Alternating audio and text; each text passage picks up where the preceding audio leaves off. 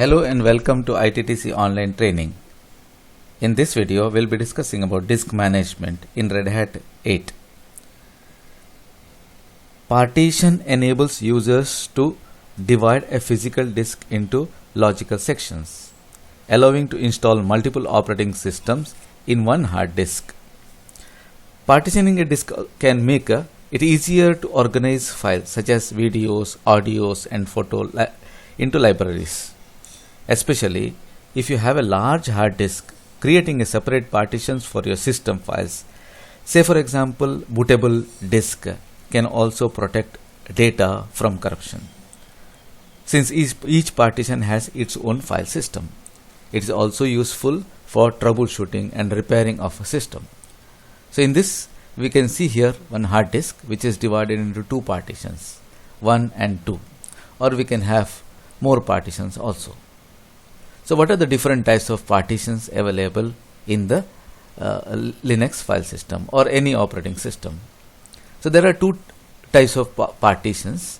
One is a primary partition and one is an extended partition. So whereas the primary partition is used for bootable, where we can install our operating system, which needs a file system, and drive letter can also be mounted. So which is used to install the operating system and which is called as a bootable. Whereas the extended partition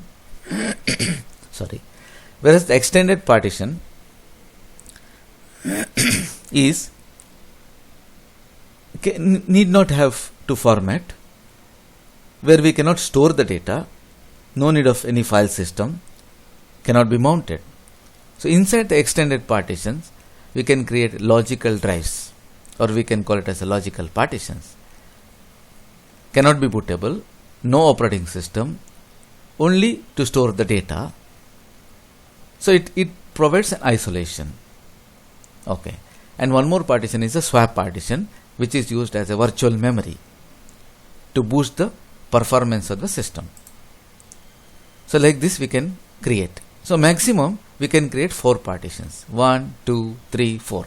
Again, there are two types of disks, partitioning types. One is MBR, master boot record. One more is GPT, GUID partition table. So one is using old BIOS type where it supports MBR, and one is the latest, that is UEFI, which supports GPT type of partitions. So in this we will cover the MBR partition. So maximum you can create 4 primary partitions. 4 maximum primary partitions, or 3 primary partitions and 1 extended partition. So inside the extended partition you can create logical drives for storing the data.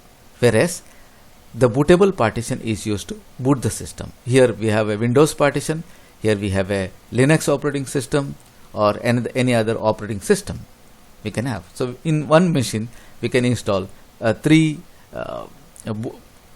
operating systems at a time, and we need to restart the system to start every individual operating system. So MBR is located in the starting sector of the hard disk, which stores the information about the partitions, called as a partition table. So partition table, where we can create partition 1, partition 2, partition 4. These are all the 3 primary partitions, and we can create an extended partition. So inside the extended partition we can create logical drives. So to create a partition in Linux, we will be using fdisk or gdisk. These are the two tools used, fdisk or gdisk. So fdisk can create partitions in the system. So now we will have a demo how to create a partitions. So to have a demo, I'll be using a hypervisor. You can use either VMware or VirtualBox. So in this already one virtual machine is installed. So I already have one hard disk, that is SDA. So in Linux, SDA will be the first hard disk, SDB will be the second hard disk, SDC will be the third hard disk, and so on. So I already have dev/SDA. Let me add one more hard disk, so that will become SDB. So I will go to ID controller then say add. Let me add a virtual hard disk of around size. So let us say I will give a name as demo 10. That's the name of the hard disk of around 10 GB. I will select around 10 GB hard disk.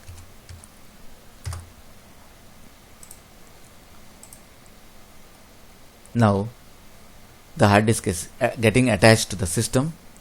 Once it is attached, so your machine will have two hard disks. One is SDA and one is SDB. And we will try to create a partition in SDB. So now it is getting added. You can see here now two hard disks attached. One is attached to IDE controller 0. Another one, demo 10, is attached to hard disk attached to IDE controller 1. I'll say OK. Now I'll start the system. Machine is booted and we will start creating partitions. So the first command, let me see how many hard disks are attached to the system by using a command lsblk. So we can see here there is one hard disk called SDA. In that three partitions are there, SDA1, SDA2 and SDA3, and I have the second hard disk, that is SDB, and there is no partitions available, and the size of the hard disk is 10 GB. Alright, so I'll be using a fdisk command to create a partition. So the command is fdisk -l/dev/sda. I'll give SDA and check how many partitions are there. There are three partitions, and SDA1 is the bootable partition where you can see star, this one. So SDA2, SDA3, there are total 3 partitions. But now I'll be checking with SDB, and it says the disk is SDB and the size is 10 gigabytes, and it has got so many sectors. So what we need to create now is to create a partition. So you don't have to give L. I'll simply say fdisk/dev/sdb.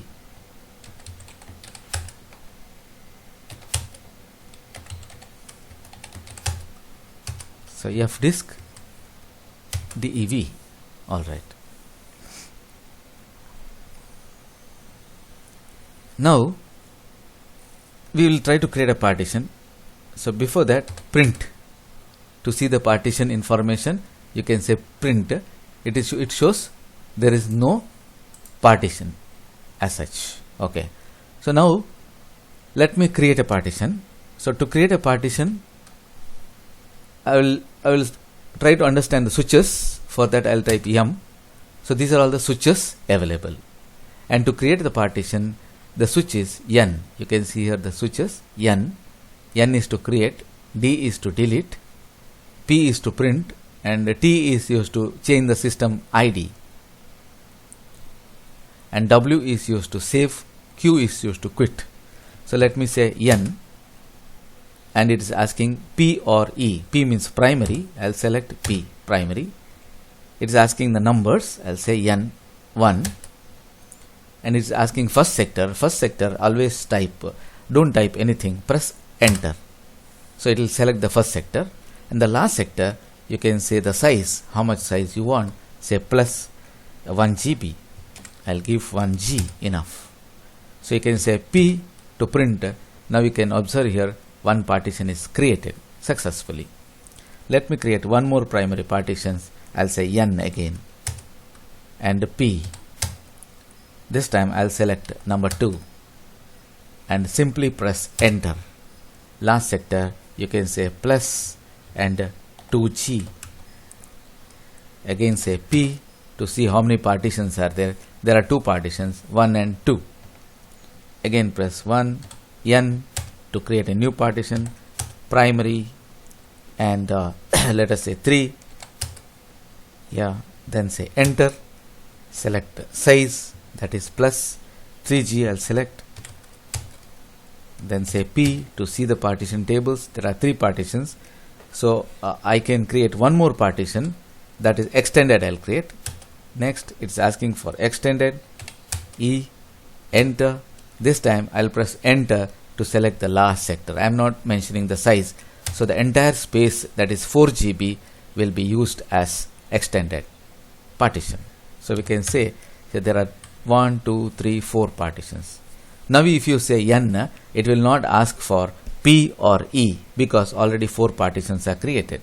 So now I need to create a extended partitions inside the logical partitions inside the extended partition.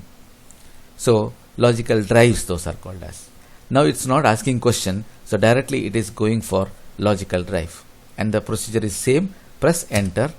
This time I need to give plus 1 GB, 1 G over.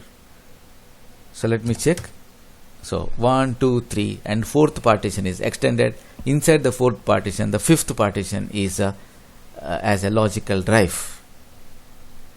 And these all are Linux partitions. You can see the 6th column where the ID is mentioned as 82.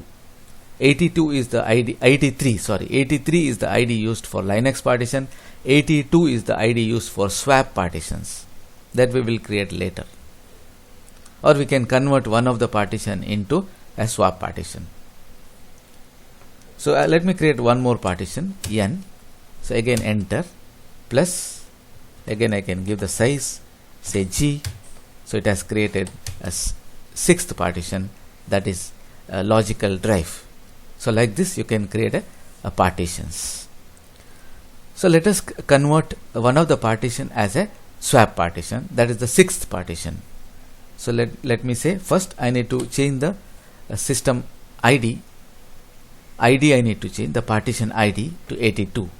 So T, and it is asking for which partition? 6th partition.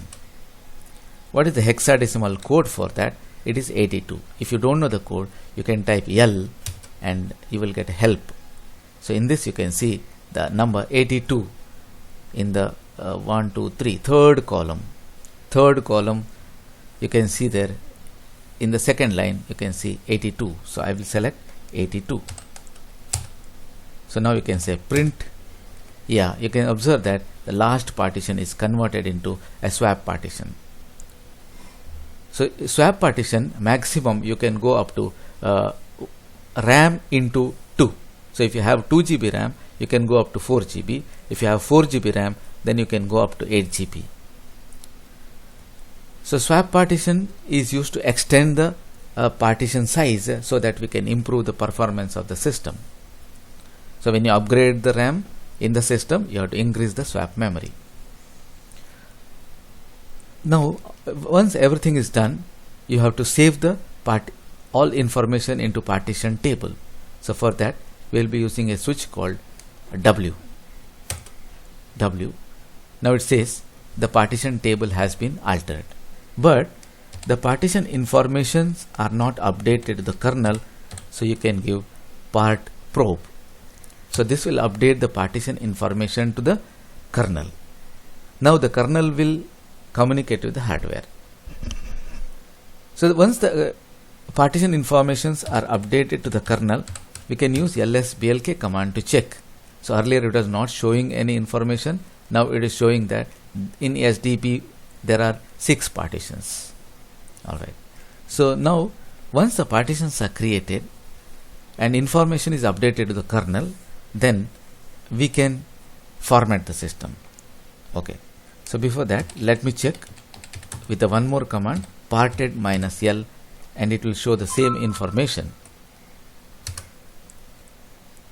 That is, there are 6 partitions, and one more is the SR0. That is nothing but SR0 is nothing but the ISO file which are mounted to the virtual machine. Fine. So now next step involved is formatting the partitions and creating a file system. For that we'll be using mkfs.ext4 or XFS as a file system. So dev/sdb1 mkfs Yes, it has created a partition. So in the second partition, let me create XFS.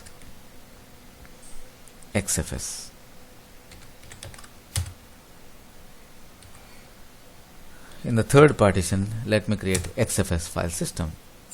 So now the partition is formatted and it is ready to occupy the space. But just by formatting, you cannot access the partition. You have to format it. So let me check. Yes, it has formatted. We can check parted -L command. So you can see here the first partition is here you can see first partition is ext4, the second partition is XFS, and the third partition is file system is XFS. So we can check the block ID. For every partition there will be something like block ID. So block IDs you can check SDB1. What is the block ID? What is the ID? What is the ID for block ID? So we can check the block ID. So that is the ID given by the operating system for every partitions. So this can be used for mounting the file system. So you can mount with the two methods. I will show you. Either you can use UUID or you can use the device name. So to mount it, we need a path where we want to mount. So I will use mnt slash say drive B1 I'll say, and B2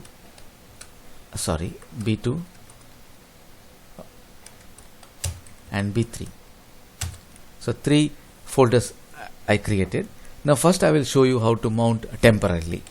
To mount, the command is mount /dev/sdb1 and where to mount. So that is mnt slash B1. Now the partition is being mounted to B1. Similarly, B2 is mounted to mnt slash B2. Sorry. You have to unmount it. You mount. So you can mount it to SDB2, which is mounted to, or SDB3, which can be mounted to. Not mounted. SDB3. Sorry, I'm using unmount command.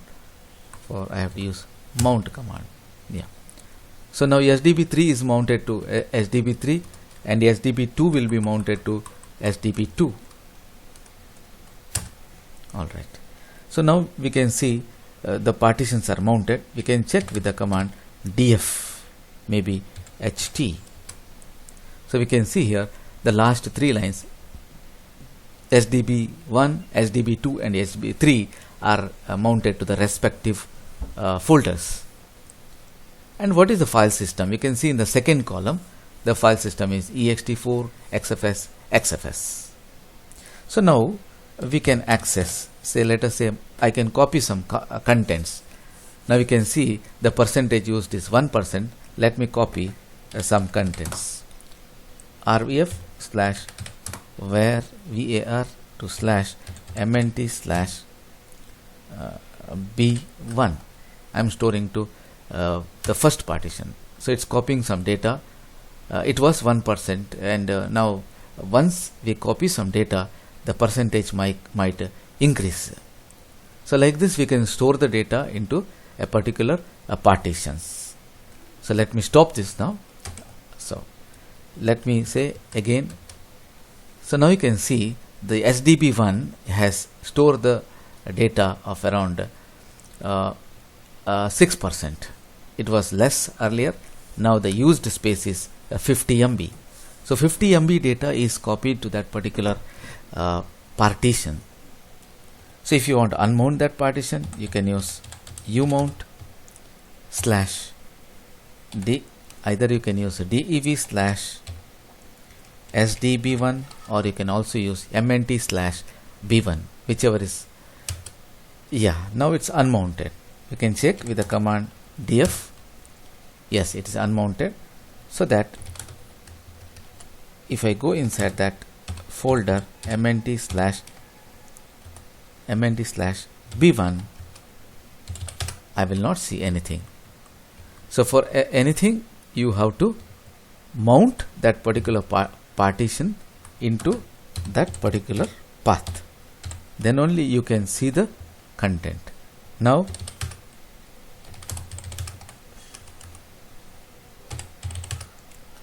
say cd/mnt/b1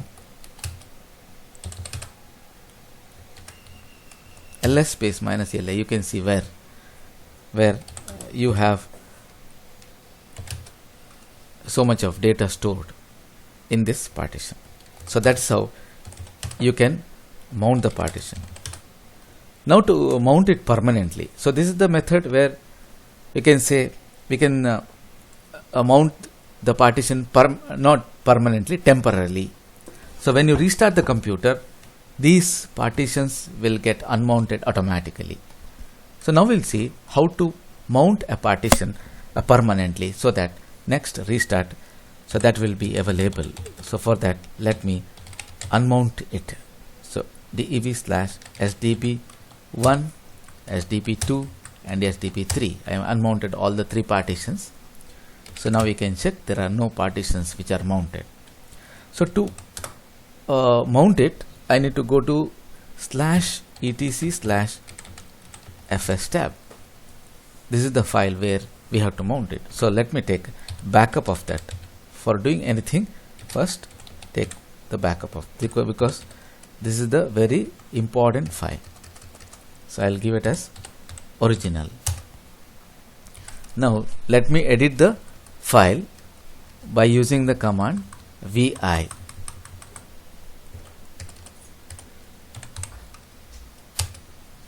So these are all the already partitions which are created and mounted.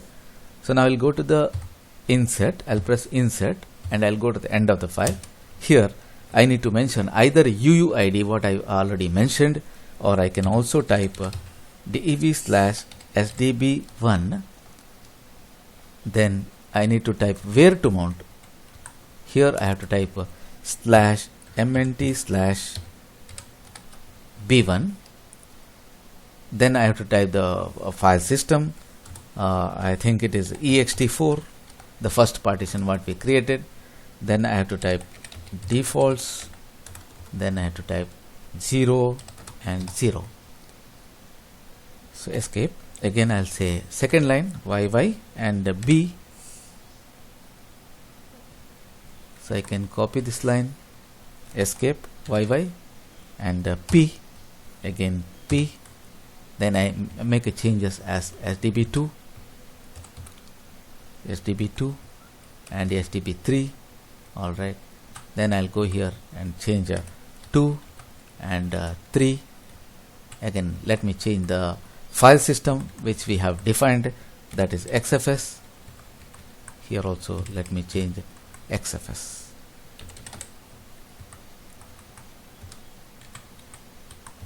Yes.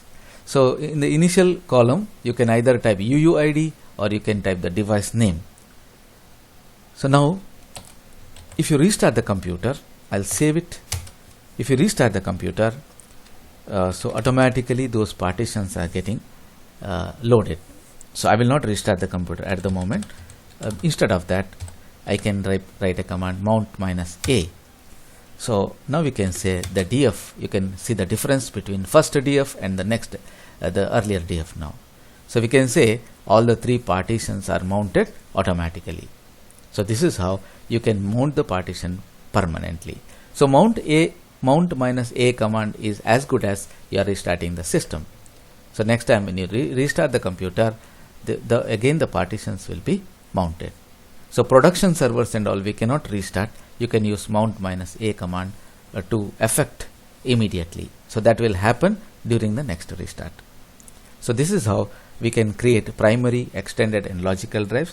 We can format or we can create a file system and we can mount it temporarily or permanently. So that is all in this video. I hope you understood. Thank you very much.